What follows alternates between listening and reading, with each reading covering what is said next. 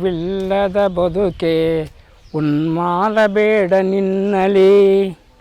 ಈ ಧ್ವನಿ ಅನ್ನೋದು ಏನೈತಲ್ಲ ಭಾಷಣದ ಪ್ರಮುಖ ಅಂಶ. ಧ್ವನಿ ಶಬ್ದ ಪರಿಚಯದ ದಿಕ್ಕು. ಅದು ನಾವೇನು ಹೇಳ್ತೀವಿ ಅದು ನಮ್ಮ ಕಣ್ಣು ಮುಂದೆ ಬಂದು ನಿಂತ್ಕೋಬೇಕು. ಒಂದು ಗುಡ್ಡ ಇತ್ತು ಅಂತ ಹೇಳೋ ಬದಲಿ ಒಂದು ಗುಡ್ಡ, ಆಂಗಿಕ ಭಾಷೆ ಮತ್ತು ಧ್ವನಿ. ಗುಡ್ಡ ಅಂತಂದರೆ ಕಣ್ಣು ಮುಂದೆ ಬಂದು ಗುಡ್ಡ ನಿಲ್ಲಬೇಕು ಅಂದಾಗ ಅದು ಸರಿ ಹೋಗುತ್ತೆ. ಶಬ್ದ ಪರಿಚಾರದ ದಿಕ್ಕು ಅಂತ ಹೇಳಿದರೆ ನಾವು ಏನನ್ನು ಹೇಳಬೇಕಂತೀವಿ ಪ್ರೇಕ್ಷಕರ ಮುಂದೆ ಅದನ್ನು ತಂದು ನಿಲ್ಲಿಸಬೇಕು.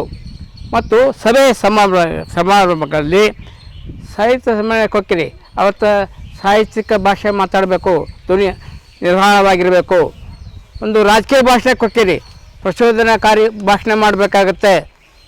ಆಗಲೇ ಹೇಳಿದ್ರು ನಮ್ಮ ರಾಜು ಹೊಸಕೋಟೆ ಅವರು, ನಿಮ್ಮ ಜೊತೆ ನಾವು ಇರ್ತೀವಿ, ಇರಪ್ಪ ಅಲ್ಲೇ ಇರಿ ಅಂತಾರೆ. ನಿಮ್ಮ ಜೊತೆ ನಾ ಇರ್ತೀನಿ. ಆಂಗಿಕ ಭಾಷೆ ಮತ್ತು ಧ್ವನಿ ಬಂದಾಗ ಅದು ಫಲಪ್ರದ ಆಗುತ್ತೆ. ಮತ್ತು ಒಬ್ಬ ಭಾಷಣಕಾರ ನಿಮಗೆ 9 ರಸ ಗೊತ್ತಿರಬೇಕು.